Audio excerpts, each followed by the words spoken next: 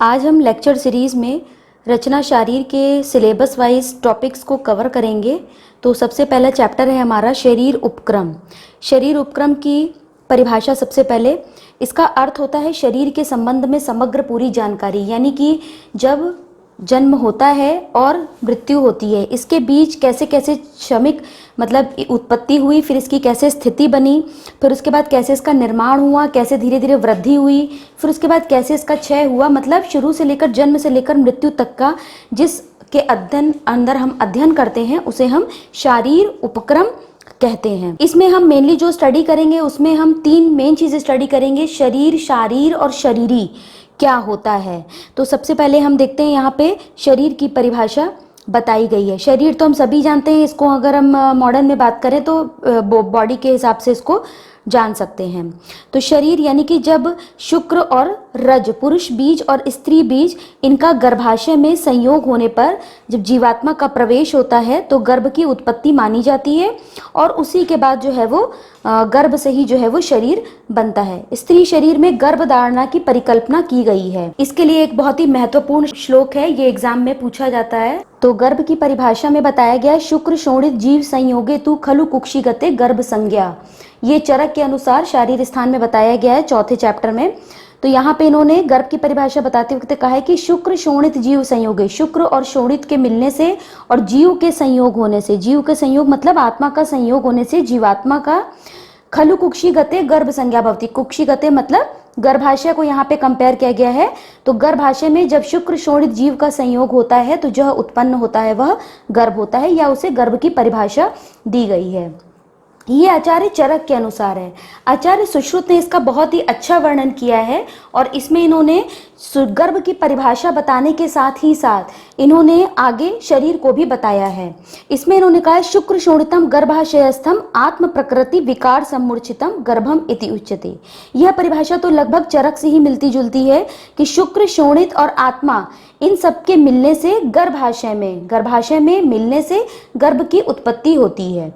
इसके साथ ही इन्होंने कहा है, तम चेतना अवस्थितम, जब चेतना उसमें आ जाती है तब वायु, आकाश, अग्नि, तेज, पृथ्वी ये सब मिलके जो है उसमें क्या क्या करते हैं, वायु विभजति, वायु विभाजन करती है, तेज एनम पचती, तेज जो है वो अग्नि पाचन का कार्य करती है, आपह क्लेदयंती, जल जो है वो क्लेद उत्पन्न करता है, पृथ्वी संघंती, पृथ्वी संघता यानी सॉलिडिफिकेशन करती है, आकाशम विवर्धयति, आकाश जो है वो विवर्धन मतलब बढ़ाने का कार्य करता है, एवं विवर्धिता, और इस प्रकार से बढ़ा हुआ शरीर या बढ़ा हुआ गर्भ यदा हस्तपाद जिह्वा घ्राण कर्ण नितंब आदि भी, यानी कि हाथ, पैर, जिह्वा, घ्राण, घ्राण मतलब नाक, कर्ण, नितंब आदि भी का मतलब यहाँ पे और भी सारे अंग हैं, उपयता तदा शरीरम, इस प्रकार से सारे अंग उत्पन्न हो जाते हैं, मतलब सारे अंग डेवलप कर जाते हैं, तदा शरीरम इति संज्ञाम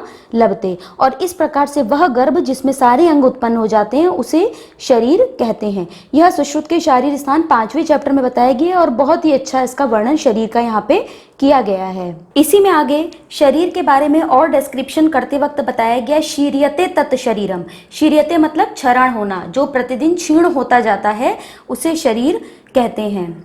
इसी प्रकार से आगे चरक शारीर छठे चैप्टर में बताया गया है, तत्र शरीरम नाम चेतना अधिष्ठान भूतम पंच महाभूत विकार समुदायात्मकम समयोगवाही, अर्थात जहाँ पर शरीर क्या है, जहाँ पर चेतना का अधिष्ठान है, पंच महाभूत विकार जहाँ पर प्रेजेंट है, समुदायात्मकम मतलब इन सब का समुदाय जो है जहाँ पर है, समयोगवाही, समयोगवाही मतलब एक साथ मिलकर रहते हैं, जहाँ पर यह सारी चीजें रहती हैं उसे ही शरीर कहा गया है।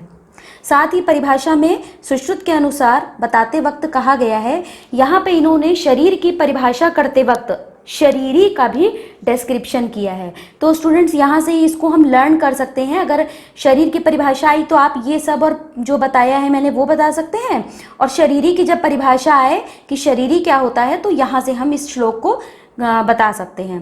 पंच महाभूत शरीरी समवाय पुरुषा, अर्थात पंच महाभूत शरीरी मतलब आत्मा, इन सब का जो समवाय संबंध से मतलब एक साथ मिल के रहने से यह पुरुष कहलाता है। स एषः कर्म पुरुषः चिकित्सा अधिकृत, इसी को ही कर्म पुरुष कहते हैं और इसी को ही चिकित्सा का अधिकार होता है। तो यहाँ पर शरीरी को आत्मा कहा गया है। इसके पहले वाले श्लोक में हम लोगों ने देखा था कि जीव संयोगे कहा था, तो वहाँ पे जीव भी आत्मा ही है, यहाँ पे इन्होंने शरीरी को बताया है। रचना शारीर के क्वेश्चन में इस मतलब चैप्टर से जो क्वेश्चन आता है उसमें बहुत ज़्यादा जो पूछे वाला प्रश्न है वो है शरीर, शरीरी और शारीर, ये क्या होता है। आगे हम देखते हैं, इसी में बताया गया है ख आदेह चेतना षष्ठा धातुवः पुरुष संज्ञका। यहाँ पे क्या बताया गया है कि ख आदि हम सब जानते हैं, आकाश आदि जो पंच महाभूत हैं, चेतना षष्ठा, चेतना इन सबको मिला के जो बनता है धातुवः पुरुष संज्ञका, उसी को पुरुष की संज्ञा दी गई है। और पुरुष को एक भी कहा गया है, चेतना धातु अपेका स्मृता पुरुष संज्ञका, अर्थात केवल चेतना को भी जो है वो पुरुष कहा गया है। शरीर का वर्णन करते वक्त इन्होंने ये भी पूरा एक श्लोक बताया है जिसमें हम बात करेंगे कि पुरुष किन किन तत्वों से मिलके बना है। यह 6 तत्वों का यानी कि 6 धातुओं का बना होता है।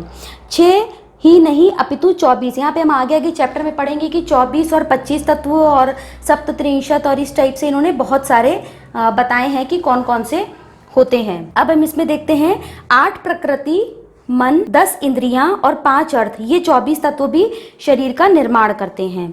इनमें से भूत प्रकृति 8 कही जाती है। यह भूत प्रकृति क्या क्या है? अव्यक्त, बुद्धि, अहंकार और पंच महाभूत, इनको 8 तत्व कहते हैं। और विकारों को 16 बताया गया है। 16 विकार, पंच बुद्धि इंद्रियां हो गए, पंच ज्ञान इंद्रिय, पंच कर्म इंद्रियां, एक उभयात्मक इंद्रिय, इस तरीके से टोटल 11 हो गए, एकादश, और महाभूतों के 5 अर्थ यानी कि स्पर्श, शब्द स्पर्श, रूप, रस, गंध, इस प्रकार से 16, 8 प्रकृति और 16 विकारों के द्वारा 24 तत्वों को भी पुरुष कहा गया है। इसी में हम शरीर की एक और परिभाषा पढ़ते हैं जो बहुत इंपॉर्टेंट है, दोष धातु मल मूलम ही शरीरम, अर्थात दोष, धातु, मल, ये जो मूल हैं इन्हीं को ही शरीर, ये शरीर के मूल कहे गए हैं। ये सुश्रुत के अनुसार परिभाषा बताई गई है। अब हम आगे बात करते हैं शारीर की। शारीर क्या होता है? तो शारीर एक शास्त्र है जिसको हम पढ़ते हैं। तो शरीरम अधिकृत कृतम तंत्रण शारीरम, अर्थात कि जहाँ पे शरीर को अधिकार मान के जिसका अध्ययन जिस तंत्र में किया जाता है उसे शारीर कहा जाता है। तो इस तरीके से स्टूडेंट्स यहाँ पे हमारी तीनों चीज़ें कवर हो जाती हैं। शरीर यानी कि बॉडी मान सकते हैं, फिजिकल बॉडी, और शरीरी यानी आत्मा, और शारीर यानी कि एक शास्त्र। क्यों है ये शारीर ज्ञान का प्रयोजन, इसकी क्या जरूरत है? शारीर ज्ञान का प्रयोजन इसलिए जरूरी है कि यदि हमें शारीर के बारे में यानी शास्त्र के बारे में अगर हमें थ्योरेटिकल नॉलेज नहीं होगा तो हम प्रैक्टिकल भी कैसे जान पाएंगे।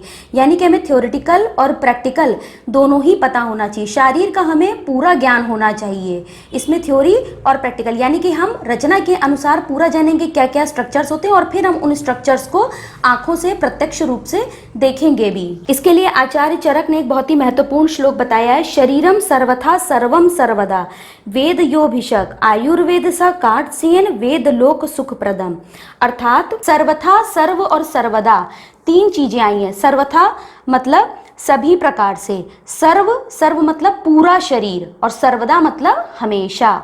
तो शरीर का ज्ञान हमें किस तरीके से करना है? सभी प्रकार से करना है, संपूर्ण शरीर का ज्ञान करना है और हमेशा ही देखना है, हमेशा ही ज्ञान प्राप्त करना है। जिसने शरीर का सम्यक ज्ञान सर्वदा जिस वैद्य को ज्ञात है, मतलब कि जिस वैद्य को ज्ञात होता है वह लोक सुख प्रदम, अर्थात वह लोक में सुख को प्राप्त करता है। अब हम शरीर के षडंगत्व के बारे में बात कर लेते हैं। यहाँ पे बताया गया है, तो इसमें बहुत आसान है ये कि इसमें इन्होंने बताया तो सभी ने षडंग शरीर मतलब 6 ही भाग किए हैं, सब थोड़ा सा बताने का तरीका अलग है। जैसे आचार्य सुश्रुत ने कहा है शाखा चतस्रा मध्यम पंचमम षष्ठम शिरः इति, अर्थात शाखाएं 4 मतलब 2 हाथ 2 पैर, मध्यम पंचमम जितना भी थोरैको एब्डोमिनल पार्ट बैक पार्ट है उसको इन्होंने मध्यमम में कहा है, और षष्ठम शिरम छठे को इन्होंने ऊर्ध्व जत्रुकत यानी गर्दन से ऊपर सिर का पूरा पार्ट कहा है।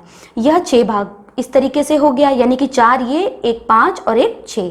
अब चरक ने कैसे कहा 2 बाहु 10 सक्त नहीं, यहाँ पर उन्होंने हाथ पैर को शाखा न बोल के अलग अलग बता दिया है। 2 हाथ 2 पैर, शिरोग्रीवा को एक साथ बोल दिया है तो 2, 2 4 और एक 5 और एक ये अंतराधि इति। अंतराधि इति मतलब जो बीच का थोरैको एब्डोमिनल पार्ट है, ये अंतराधि वाला ट्रंक वाला पार्ट हो जाएगा। इस प्रकार से षड अंगम अंगम 6 भाग बताए हैं। शारीर शास्त्र के विभाग, शारीर शास्त्र के विभाग, शारीर शास्त्र में कौन कौन से विभाग हो सकते हैं? तो बहुत सारे सिस्टम के अनुसार इसको हम पढ़ते हैं। आगे हम स्रोतस के फॉर्म में इसको पढ़ेंगे। रस रक्त प्राण, रस रक्त मांसमेद अस्थि मज्जा शुक्र वह स्रोतस के रूप में पढ़ेंगे। प्राण वह स्रोतस के रूप में पढ़ेंगे। अन्न वह स्रोतस, उदक वह स्रोतस और जितने भी मल बताए गए हैं मूत्र पुरीष और स्वेद वह स्रोतस, इनके बारे में हम पूरी जानकारी प्राप्त करेंगे। तो इस प्रकार से स्रोतस तक शारीर शास्त्र विभाग किया गया है।